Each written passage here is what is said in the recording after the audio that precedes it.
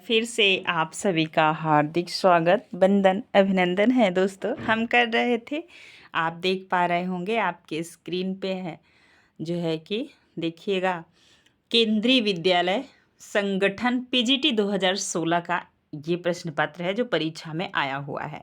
अब प्रश्न का लेवल आप देख के समझ पा रहे होंगे कि आप समझ लीजिए 80% जो प्रश्न आए हैं वो इजी हैं। 20% प्रश्न ऐसे हैं जो हो सकता है कि थोड़ा टफ हों। तो उन्हीं सब प्रश्नों को हम देखने का कार्य करें, जिसमें आपको बताना चाहेंगे कि हम 50 प्रश्न देख चुके थे और प्रश्नों की व्याख्या भी हो रहा था। तो ज़्यादा समय लग रहा था, इसलिए हम 50 प्रश्न करके वीडियो को वहीं पे एंड कर दिए थे। आज चलेंगे 51 नंबर के प्रश्न से। और प्रश्नों का स्तर देखिएगा कि 2016 में ऐसे प्रश्न आए थे, तो अब तो कंपटीशन और ज़्यादा बढ़ गया है। आइए 51 नंबर के प्रश्न, और ये 51 नंबर का प्रश्न जो है ये यहीं से शुरू हो रहा है, कथन एवं निष्कर्ष से। कहाँ से शुरू हो रहा है? तो कथन और निष्कर्ष का ही हम प्रश्न कर रहे थे, जिसमें लगभग आप देखेंगे पिछला वीडियो, अगर आप इस वीडियो को देख रहे हैं तो 50 प्रश्नों की वीडियो और देखिएगा। उसमें आप देखेंगे एबव 8 से 10 प्रश्न ऐसे आए हैं। ये अंतिम प्रश्न है, इसके बाद हम देखेंगे आगे। देखिए 51 नंबर का प्रश्न है कि आप पूरे प्रश्न को पढ़िएगा ध्यान से।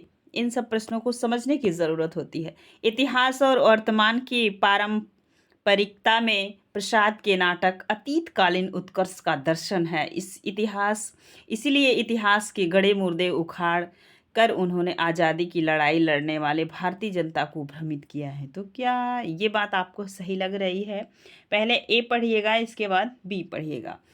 तो ध्यान दीजिएगा, 51 नंबर का प्रश्न है ना, तो आपको ध्यान देने की ज़रूरत है। इतिहास और वर्तमान की पारंपरिकता में प्रसाद के नाटक अतीतकालीन उत्कर्ष का दर्शन है, बिल्कुल सही है। इतिहास के गड़े मुर्दे उखाड़ कर उन्होंने आज़ादी की लड़ाई लड़ने वाले भारतीय जनता को भ्रमित किया है, ये तो गलत बात है भाई। इसका मतलब सी सही होगा, ए सही एवं आर गलत है। तो कौन सा ऑप्शन सही होगा? तो सी ऑप्शन सही होगा। नेक्स्ट, अब देखेंगे हम जो है कि अगला प्रश्न 52 नंबर का।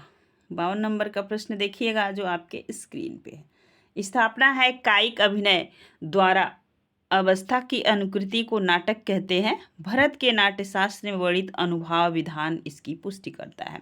तो कायिक मतलब होता है शरीर, और जब शरीर अभिनय करता है उस अवस्था को अनुकृति का नाटक कहते हैं। तो नाटक तो आप सभी अपने आँखों से देखे होंगे, कभी भी या कहीं भी जब भी नाटक होते हैं, बहुत सारी चीज़ें हमें क्या नाटक के माध्यम से बताई जाती हैं प्रस्तुत करके। इसमें जैसे वायरस इन्फेक्शन हुए, एचआईवी हुआ, इन सब पे भी नुक्कड़ नाटक का आयोजन विद्यालय करवाता है। यदि आप स्टूडेंट हैं तो आप बहुत अच्छे से समझ पा रहे होंगे, है ना। तो हमें समाज की बुराइयों के बारे में भी जन जागरूकता में नाटक वगैरह दिखाए जाते हैं। ध्यान दीजिए, कायिक अभिनय द्वारा अवस्था की अनुकृति को नाटक कहते हैं, ये आपको जानने की ज़रूरत है ना। आप देखेंगे भरत के नाट्यशास्त्र में वर्णित अनुभाव विधान की पुष्टि करता है, तो ऐसा कुछ तो नहीं है। इनका तो है अनुभावा विभावा अनुभव, तो विभावा अनुभावा ये इनका एक कथन है। तो दोनों चीज़ें गलत हैं। क्या हैं? दोनों गलत हैं, ऐसा कुछ भी नहीं है, अनुकृति नहीं होता है ना। नेक्स्ट, अगला देखिएगा। अब आप देखेंगे एक दिया है आपका गद्यांश। गद्यांश को पढ़ के फटाक से आप गद्यांश के उत्तर को देखने का कार्य करेंगे। पूरा गद्यांश बहुत छोटा सा है, आप एक बार पढ़ लीजिए, है ना। जिस सौंदर्य की भावना में मग्न होकर मनुष्य अपनी पृथक सत्ता की प्रतीति का विसर्जन करता है, वह अवश्य एक दिव्य विभूति है। भक्त लोग अपनी उपासना या ध्यान में इसी विभूति का अवलंबन करते हैं। तुलसी और सूर ऐसे सगुणोपासक भक्त राम और कृष्ण की सौंदर्य भावना में मग्न होकर ऐसी मंगल दशा का अनुभव कर रहे हैं, जिसके सामने कैवल्य या मुक्ति की कैवल्य मिला था गौतम बुद्ध को। तो ध्यान दीजिएगा, जिसके सामने कैवल्य या मुक्ति की कामना का कहीं पता नहीं लगता। कविता केवल वस्तुओं के ही रंग रूप में सौंदर्य की छटा नहीं दिखाती, प्रत्युत कर्म और मनोवृत्ति के सौंदर्य के भी अत्यंत मार्मिक दृश्य सामने रखती है। वह जिस प्रकार विकसित कमल, रमणी के मुखमंडल आदि का सौंदर्य मन में लाती है, उसी मनोवृत्ति का सौंदर्य भी मन में जगाती है। जिस प्रकार वह सौ को नोचते हुए कुत्तों और श्रृंगालों के विभत्स व्यापार की झलक दिखाती है, उसी प्रकार क्रूरों की हिंसा वृत्ति और दुष्टों की ईर्ष्या आदि की कुरूपता से भी क्षुब्ध करती है। इस कुरूपता का अवस्थान सौंदर्य की पूर्ण और स्पष्ट अभिव्यक्ति लिए ही समझना चाहिए। जिस मनोवृत्ति से अधिकतर बुरा रूप हम संसार में देखा करते हैं, उनका भी सुंदर रूप कविता ढूंढ कर दिखाती है। तो ये तो पता है, जहाँ न पहुँचे रवि वहाँ पहुँचे कवि। कवि की कल्पना ही तो महान होती है। चलिए प्रश्न की तरफ बढ़ते हैं, है ना। पहला प्रश्न जो है वो आपके स्क्रीन पे है। दिव्य विभूति क्या है? परम सत्ता के साथ सत्कार होने का मंगलानुभव, विलास की सामग्री, मन का अनुरंजन, सौंदर्य प्रेरित काम वासना। तो प्रश्न पढ़ते ही अगर आपने गद्यांश के बहुत अच्छे से पढ़ रखा है तो आप बहुत अच्छे से समझ जाएंगे, ए नंबर सही होगा। नेक्स्ट दूसरा प्रश्न आपकी स्क्रीन पे है।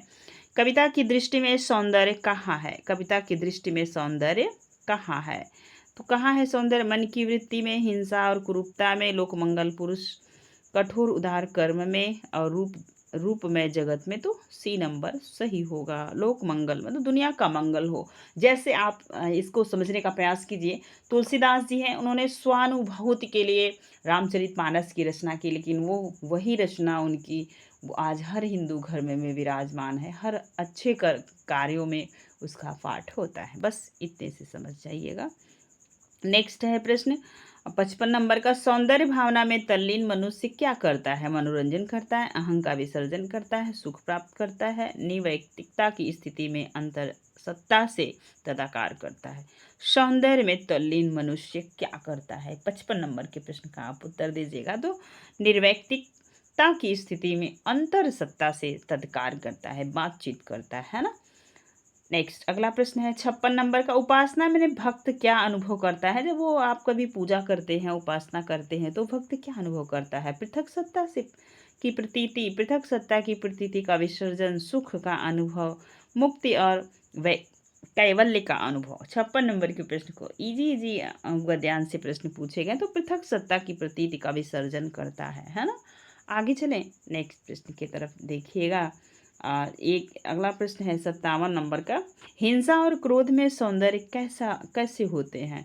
हृदय के हिंसा और क्रोध, जब क्रोधित व्यक्ति होता है तभी तो हिंसा कर बैठता है ना, वही पूछा जा रहा है। हिंसा और क्रोध में सौंदर्य कैसे होता है? हृदय के मर्मस्थलों को स्पर्श के कारण, कुरूप प्रवृत्तियों का मनुष्य पर प्रभाव पड़ने के कारण, कवि द्वारा सौंदर्य चित्रण के प्रभाव से, आसुरी शक्तियों के दमन के कारण। 57 नंबर का प्रश्न है, बताइएगा। तो ये है आसुरी शक्तियों के दमन के कारण। नेक्स्ट डी नंबर सही होगा। अगला प्रश्न है विज्ञान गीता के रचयिता हैं। तो किसके रचयिता पूछा जा रहा है? विज्ञान गीता के। 57 नंबर का प्रश्न आपका गद्यांश से था। 58 नंबर का प्रश्न अब आपसे पूछा जा रहा है, ये आप बताइएगा। विज्ञान गीता के रचयिता कौन है? तो इसके रचयिता हैं केशवदास, है ना। इनकी प्रसिद्ध रचना है विज्ञान गीता। अब चलेंगे नेक्स्ट प्रश्न। इनकी कुछ और रचनाएं हैं, देख लीजिएगा। जैसे रसिक प्रिया, कवि प्रिया, रामचंद्रिका।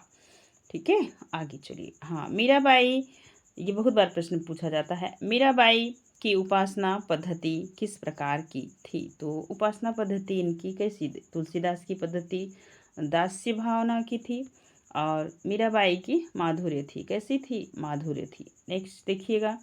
मीरा की पद्धति माधुर्य की थी, जबकि सूरदास की सख्य भाव की थी, तुलसीदास की भक्ति भाव की थी, है ना। अब नेक्स्ट प्रश्न देखेंगे। ये प्रश्न है 60 नंबर का। रीतिकाल के सर्वांग निरूपक कवि वे हैं जिन्होंने काव्य के समस्त अंगों का विवेचन अपने ग्रंथों में किया है। अतः निम्नलिखित में से रीतिकाल का कौन सा ऐसा कवि नहीं है जिसकी गणना सर्वांग निरूपण कवियों में की जाती है? ये प्रश्न पूछा जा रहा है। इसमें से 3 कवि ऐसे हैं जो सर्वांग निरूपक हैं, एक कवि ऐसा है जो नहीं है, उसी को आप चिन्हित कीजिए। ठीक है, तो ध्यान दीजिए। कुलपति मिश्र, देव, मतीराम, चिंतामणि। तो आप समझ पाए होंगे कौन है भाई? ये है मतीराम बोधा ठाकुर आलम। ठीक है, घनानंद बोधा ठाकुर आलम। ये सब कैसे कवि हैं? तो ये लोग कवि हैं जो है कि ये सर्वांग निरूपक नहीं है। ठीक है, नेक्स्ट प्रश्न 61 नंबर का। ये प्रश्न है 61 नंबर का, ध्यान दीजिएगा। निम्नलिखित में से कौन सी विशेषता द्विवेदी युग की नहीं है? इतिवृत्तात्मकता है, सुधारवाद भी है, काव्य के रूप में खड़ी बोली की प्रतिष्ठा भी हुई है, स्वानुभूति की प्रत्यक्ष विवृत्ति नहीं है। ठीक है, डी नंबर सही होगा। यहाँ पे स्वयं की अनुभूति नहीं, दुनिया मतलब सबको एक समान की दृष्टि से देखने का कार्य किया जा रहा था। जैसे आप देखेंगे तो ये रीतिकाल के कवि जितने थे ना, ये खुद की अनुभूति, चाटुकारिता, ये सारा कार्य कर रहे थे। उन्हें अपनी प्रेमिका में बहुत कुछ दिख रहा था, लेकिन ऐसा द्विवेदी युग में नहीं था। देख पा रहे होंगे द्विवेदी युग का काव्य में स्वानुभूति की प्रत्यक्ष विवृत्ति की काव्य की विशेषता नहीं थी, जबकि तीनों युग की विशेषताएं हैं। समझ में आया? अच्छा, बाद में देखिए सब अपना रोना रो रहे हैं।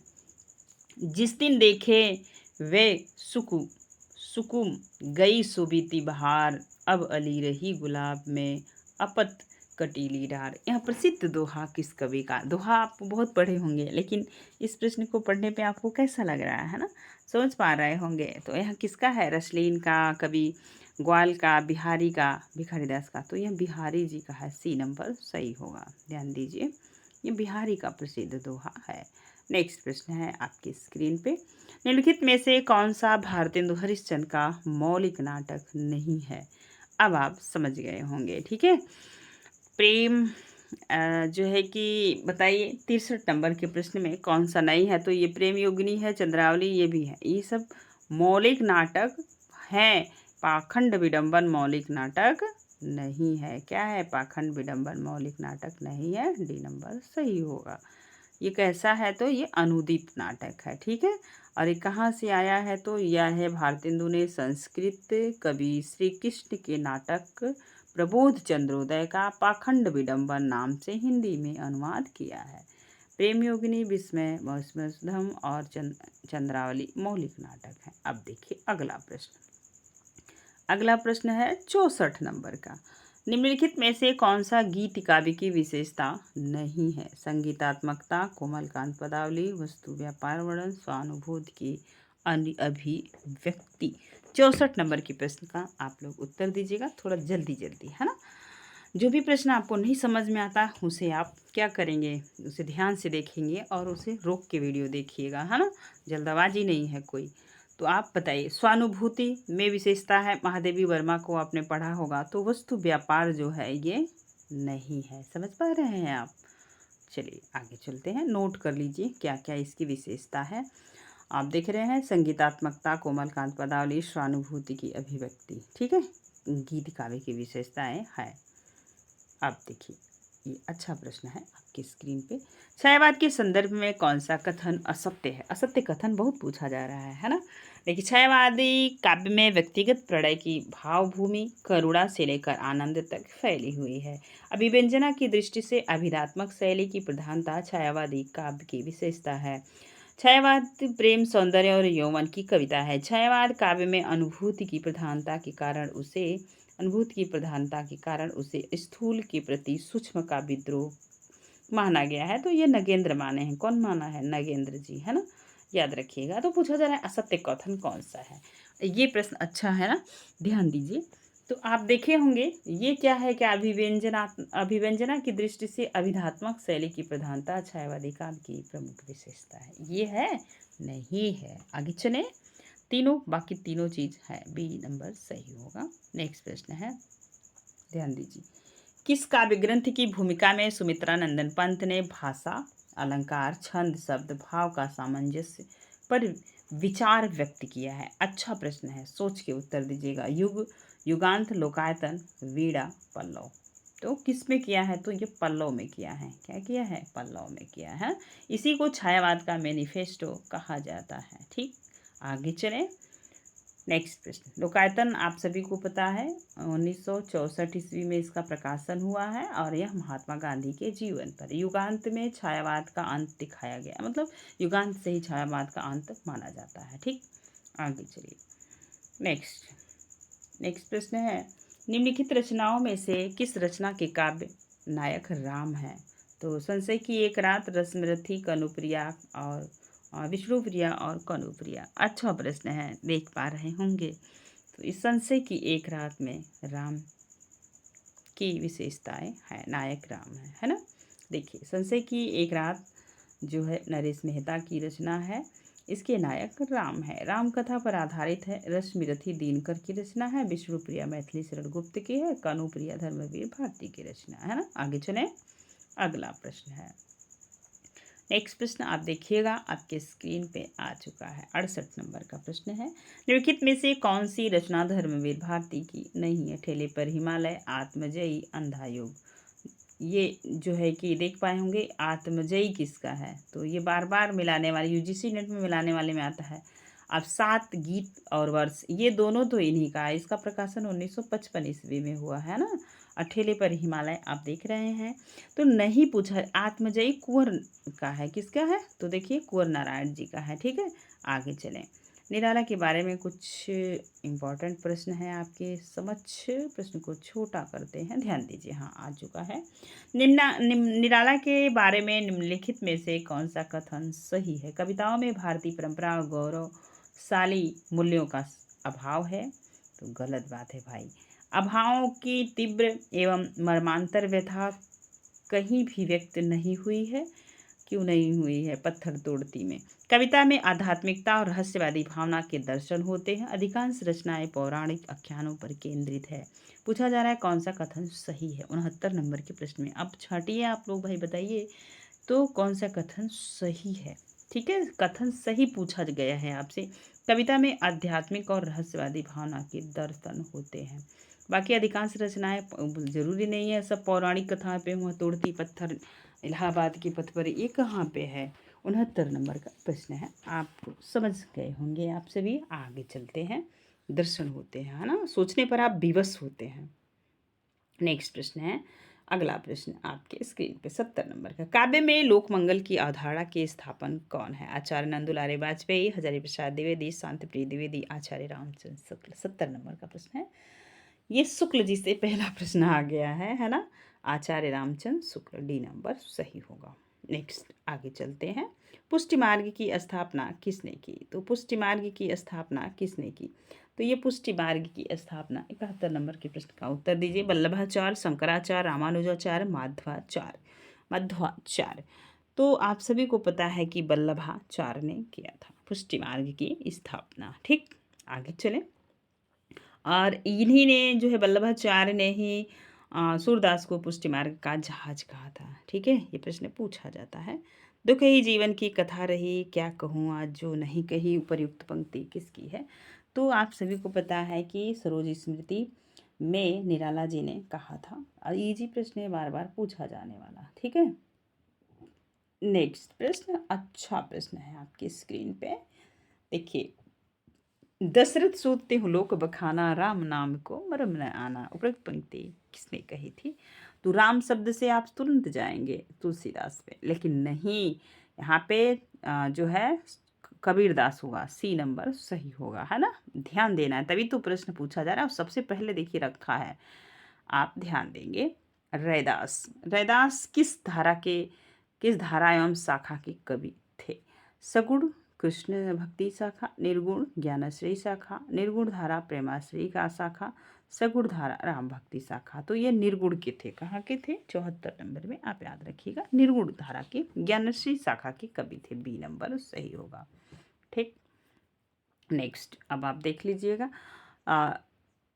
रैदास निर्गुण धारा ज्ञानश्री शाखा के कवि थे। इनके अतिरिक्त कबीर, दादू, सुंदरदास, धर्मदास, पीपा, धन्ना सेन आदि कवि इसी शाखा में आते हैं।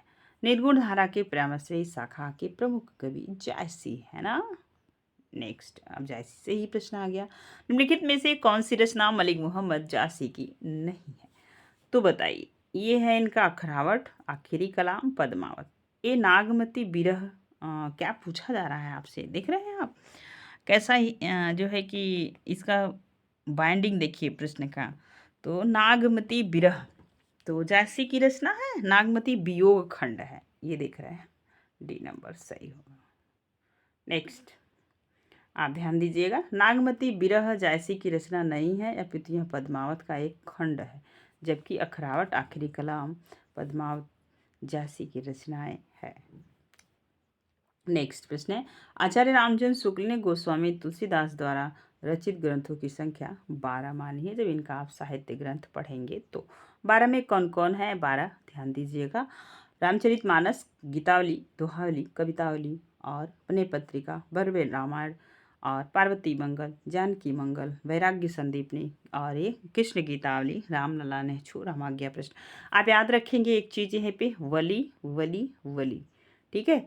और ये विनय पत्रिका और ये गीतावली, ये सारी रचनाएं ब्रज भाषा में हैं। किस भाषा में? तो ब्रज भाषा में। आई नेक्स्ट ध्यान दीजिए, बाकी अवधि में है। निम्नलिखित में से कौन सा युग्म संगत है? हेमकिरीटनी, जगन्नाथ दास रत्नाकर। संगत पूछा जा रहा है, याद रखिए। वैदेही बनवास, माखनलाल चतुर्वेदी। उद्धव शतक जो है कि अयोध्या सिंह उपाध्याय, हरिऔध। पथिक राम नरेश त्रिपाठी। 77 नंबर का प्रश्न मजेदार है। तो ये देख रहे हैं, पथिक राम नरेश त्रिपाठी की है। उद्धव शतक आप सभी को पता है कि जगन्नाथ दास रत्नाकर का है, तो नोट कर लीजिए। वैदेही बनवास जो है, वैदेही बनवास किसका है? तो अयोध्या सिंह उपाध्याय, हरिऔध जी का है। हेमकिरीटनी माखनलाल चतुर्वेदी जी का है। तो आप याद रखिएगा। नेक्स्ट प्रश्न की तरफ चलेंगे। आगे देखिए कैसे कैसे प्रश्न आए हुए हैं 2016 में। यह प्रश्नोत्तरी 2016 की आप याद रखेंगे। चलिए अगला प्रश्न है यहाँ पे 78 नंबर का प्रश्न है। 78 नंबर का, हाँ छोटा हो गया प्रश्न, ध्यान दीजिए। विज्ञान के, एक मिनट, विज्ञान के निम्नलिखित उद्देश्यों में से कौन सा कथन असंगत है? विज्ञान के बारे में यह कथन आपसे पूछा जा रहा है, आप याद रखिएगा। ये कौन सा कथन जो है कि क्या है, असंगत है? उत्पाद्य निर्माता द्वारा विज्ञान के कंटेंट का निर्धारण करना ही उस विज्ञान में क्या जाएगा और उसको क्या लाभ होगा। ये तो आप इसरो के सारे वो चीज़ दिखते होंगे तो आप समझ पा रहे होंगे।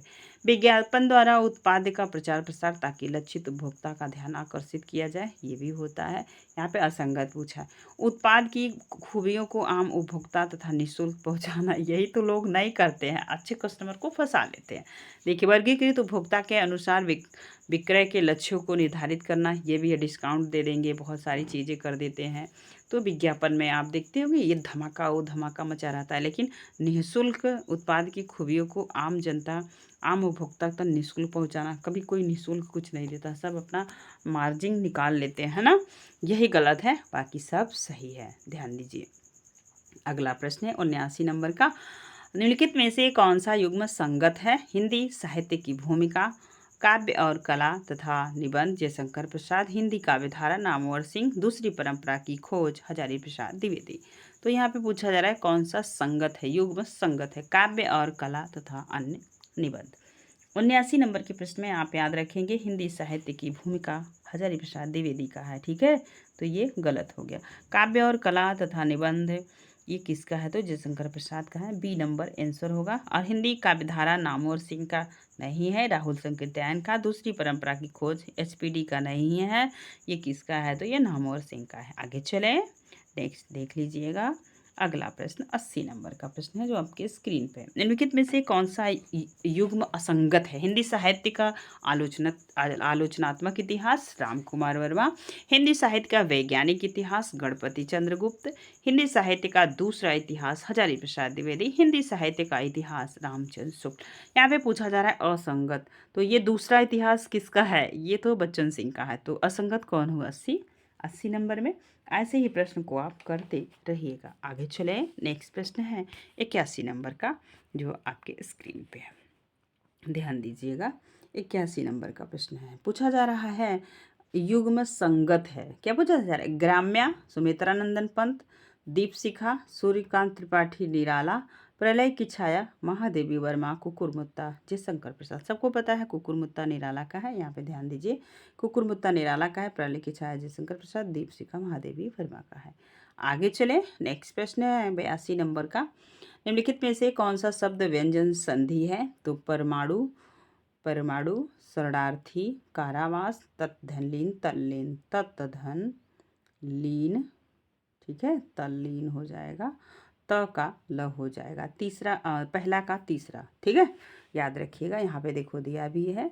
और शरणार्थी का शरणधर अर्थी होगा, कारावास का काराधन आवास होगा, दीर्घ संधि है। आगे चलें, नेक्स्ट प्रश्न है 83 नंबर का। कहानी लेखन में निम्नलिखित में से किस तत्व की आवश्यकता नहीं होती?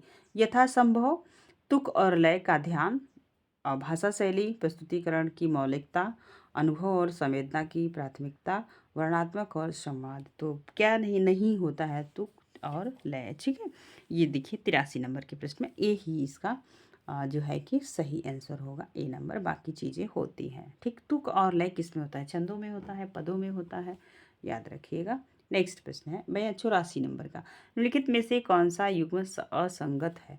तो सन्यासी, इलाचन जोशी, बसंती उपन्यास। पूरा उपन्यास हमने अपने चैनल पे अपलोड किया है, मुश्किल से 6-7 वीडियोस हैं, जरूर पढ़िए। बसंती उपन्यास आप पढ़ेंगे ना तो जो भी युवा वर्ग है उसे तो बिल्कुल गहराई से पढ़ना चाहिए, ऐसा उपन्यास है।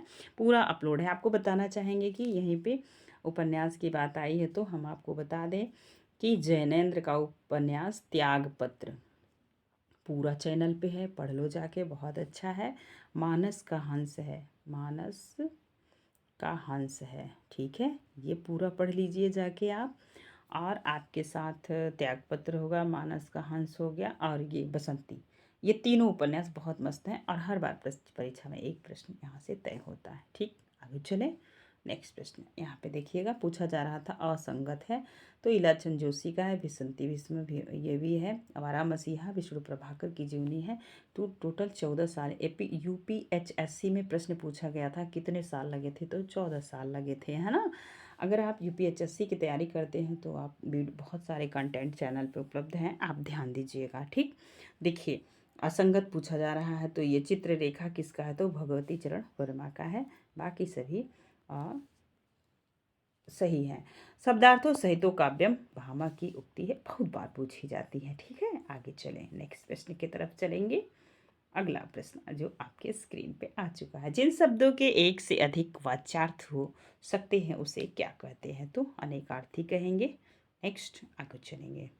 ठीक है, 87 नंबर का प्रश्न है आपके स्क्रीन पे, निम्नलिखित अलंकारों में से अर्थालंकार कौन सा? अब यहाँ पे आप फंस सकते हैं। ठीक है, अर्थालंकार, शब्द अलंकार, कभी कभी पूछा जाता है अलंकार कितने प्रकार के होते हैं? तो कहीं कहीं 2 होता है, कहीं कहीं 3 होता है। ठीक, 2 में क्या होगा? एक अर्थालंकार होता है, एक शब्द अलंकार होता है, एक उभयालंकार होता है। लेकिन आप 3 मानिएगा। ठीक, अभी नए रिसर्च में 3 ही माने जा रहे हैं। तो अब यहाँ से आपसे पूछा जा रहा है शब्दालंकार और अर्थालंकार। अर्थालंकार में कौन अलंकार नहीं है? एक ट्रिक हमारे पास है, उसे आप नोट लिख करें। अवश्य पूर्व। ठीक है, अ से अनुप्रास, विप्सा, और ये है श्लेष, और एक है आपका यमक, और एक है मतलब कि ट्रिक तो मुझे याद है बट एक मिनट ध्यान देते हैं हम। पूछा जा रहा है हमसे अर्थ अलंकार पूछा जा रहा है, जिसमें पे अर्थ निकलता है वो कौन सा नहीं है। 87 नंबर का ये प्रश्न है, उस ट्रिक को आप याद रखिएगा, हम आपको बता रहे हैं। तो देखिए इसमें से जो हमने लिखा है अभी आप देखें, श्लेष भी आया, विप्सा भी आया, अवश्य पूर्व आया था ना, श्लेष आ गया, व से आ गया वक्रोक्ति, विप्सा अप्रस्तुत नहीं होगा। ठीक है, ध्यान दीजिएगा, काट देंगे आप ऐसे ट्रिक के माध्यम से, ट्रिक लगा के। 88 नंबर का प्रश्न है, निम्नलिखित में से मात्रिक छंद कौन सा है? कौन सा है मात्रिक छंद? तो यहाँ पे आप देख पा रहे होंगे मंद्रा, कांता मात्रिक छंद है। बाकी कौन से छंद है? तो ये जो है कि मात्रिक छंद नहीं है। ठीक है, इसमें मात्रा काउंट की जाती है, कितनी मात्राएं होती हैं। ठीक, आगे चलें नेक्स्ट प्रश्न की तरफ। देखिए 88 नंबर का प्रश्न हो गया। अब यहाँ पे आप देखिएगा, मद्राकांता छंद नहीं है, बल्कि मंद्राकांता 17 वर्णों वाला वर्णित छंद है। जबकि हरगीतिका में 28 मात्रा होती है, रोला में 24 मात्राएं होती हैं। अब देखेंगे आप, तीनों मात्रिक छंद है। कैसे छंद है? मात्रा इनकी गणना की जाती है। अब 89 नंबर का प्रश्न है, दृश्य तत्व साहित्य के किस विधा का अनिवार्य वैशिष्ट्य है? तो किस विधा का अनिवार्य दृश्य किसे आप देख के समझ सकते हैं? तो नाटक को। ठीक, अब तो उपन्यास का भी मंचन हो गया है, गोदान है, आप पढ़िए कभी देखिए, लेकिन पूरी चीज़ नहीं स्पष्ट नहीं हो पाती, बहुत सारी चीज़ छोड़ दी जाती है। मंचन कहते हैं बट इतना बड़ा उपन्यास को पूरी तरीके से नहीं रखते, है ना, फिर भी प्रश्न गलत हो जाता है। तो उपन्यास को तो आप बारीकी से पढ़िए, थोड़ा समय भले लगेगा। काव्य शोभायाम कर्तारो धर्मागुणा, काव्य गुण की उपयुक्त परिभाषा किस आचार्य की है? 90 नंबर का प्रश्न आपके स्क्रीन पे है, ध्यान दीजिएगा। किस आचार्य की है? तो भामा, पंडित जगन्नाथ राज रत्नाकर, आचार्य वामन, आचार्य आनंद वर्धन। यहाँ पे पूछा जा रहा है गुण, गुण किसका है? तो ये तो पता है कि जो है कि वामन ने क्या दिया है, तो रीति संप्रदाय दिया, वामन का रीति संप्रदाय है ना। तो ये किसका है, तो इन्हीं का है। किसका है, तो वामन का है। किसका है, वामन का। आगे चलें, नेक्स्ट प्रश्न। इनकी जो है कि रचना भी पूछी जाती है, जिसे आप नोट डाउन कर लीजिए। काव्यालंकार, सूत्र वृत्ति। काव्यालंकार भामा का है, लेकिन सूत्र वृत्ति लगेगा तो वामन का हो जाएगा। तुम बहुत अच्छे बच्चे हो, इस वाक्य में कौन सा पदबंध, विशेषण पदबंध है। ठीक है, तो यहाँ पे बहुत अच्छे क्या है, यह पदबंध है। ठीक, आगे चलें, नेक्स्ट प्रश्न। हाँ, जहाँ पे कारण के अभाव में कार्य, जहाँ जहाँ कारण के अभाव में भी कार्य की उत्पत्ति हो, वहाँ वर्णन हो, वहाँ कौन सा अलंकार होगा, तो विभावना होगा। ठीक, आगे चले, देखिए। बिन उपद चले सुने बिन काना, कर बिन कर्म करे विधनाना। बिना पैर के व्यक्ति चलता है, बिना कान के व्यक्ति सुनता है, बिना कार्य के, देख रहे हैं, कर बिन कर्म करे विधिनाना, और बिना काम किए उसका सब काम होता है। सतपुड़ा के जंगल की रचना किसकी है, तो ये भवानी प्रसाद मिश्र, शमशेर बहादुर, कन्हैयालाल, गिरजा कुमार। तो भवानी प्रसाद मिश्र के सतपुड़ा का जंगल यूजीसी नेट के पाठ्यक्रम में लगा हुआ। इनकी अन्य रचनाएं हैं कमल के फूल, गीत फरोश, वीणा की वाणी की दीनता, टूटने का सुख, बुनी हुई रस्सी, खुशबू के शिला लेख। आगे चलें, नेक्स्ट प्रश्न है 94 नंबर का। अच्छा प्रश्न है। निम्नलिखित में से कौन सा कथन सही नहीं है। नकारात्मक दृष्टि को ऐसे कर लिया करो गोले में। फिर प्रश्न को पढ़िए। नई कविता में जीवन का पूर्ण स्वीकार और उसे भोगने की लालसा। नई कविता हम नया भावबोध मानते हुए भी परंपरा से विच्छिन्न करके नहीं देख सकते। नई कविता में नए भावबोध की अभिव्यक्ति के साथ साथ नए मूल्यों और नए शिल्प का अन्वेषण किया गया है। नई कविता वादों के प्रति प्रतिबद्ध होकर अपने कथ्य और दृष्टि में सीमित है।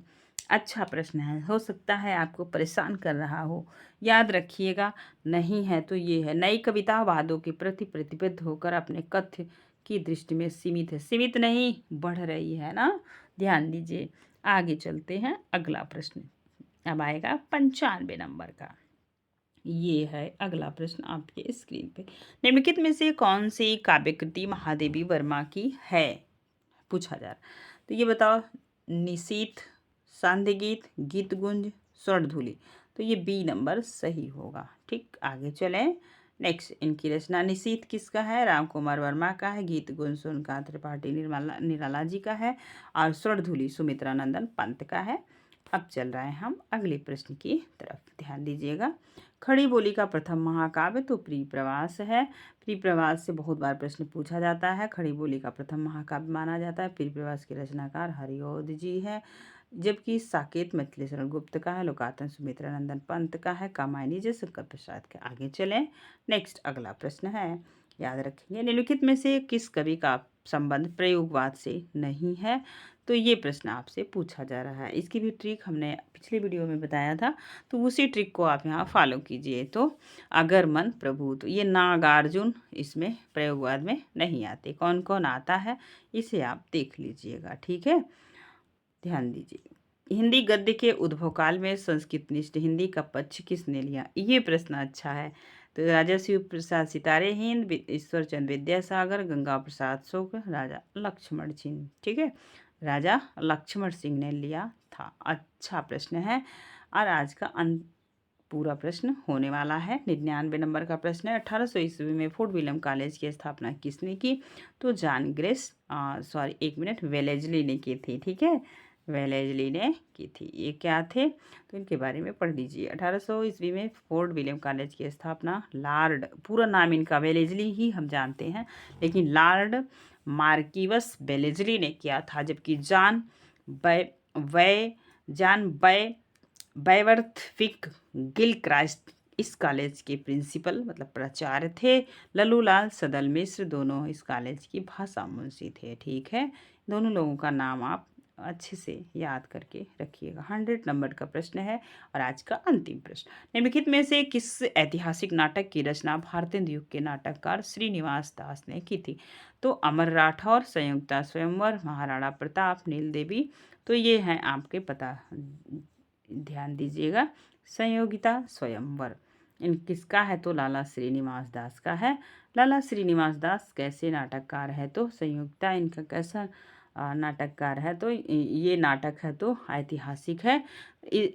ध्यान देंगे, संयुक्ता स्वयंवर स्वयंवर ऐतिहासिक नाटक की रचना भारतेंदु युग के नाटककार लाला श्रीनिवास दास ने की थी। अमर सिंह राठौर राधा कृष्णदास का है और महाराणा प्रताप राधा कृष्णदास का, नील देवी भारतेंदु जी का। आज के रहे ये टोटल 50 प्रश्न। प्रश्नों की श्रृंखला आपको कैसी लगी हमें कमेंट सेक्शन में ज़रूर बताइएगा। कमेंट करने में अगर आपको प्रॉब्लम होती तो इमेजी ही भेज दिया कीजिए, लेकिन ज़रूर कुछ भेजिएगा आपको पसंद आया कि नहीं आया। और आप किस टॉपिक पे वीडियो चाहते हैं हमें कमेंट सेक्शन में बता सकते हैं। आप किस चीज़ की तैयारी कर रहे हैं, टीजीटी, पीजीटी, डीएसएसबी, कौन सी तैयारी में आप लगे हुए हैं वो भी बताइएगा। हम उनके पिछले प्रश्न जो भी हुए हैं उनको डिस्कस करने का कार्य करेंगे। वीडियो पसंद आएगा तो प्लीज़ लाइक कीजिएगा और आप लोग हमारे चैनल को सब्सक्राइब कीजिए। आपका अपना चैनल है, हिंदी का चैनल है ना, मातृभाषा का चैनल है।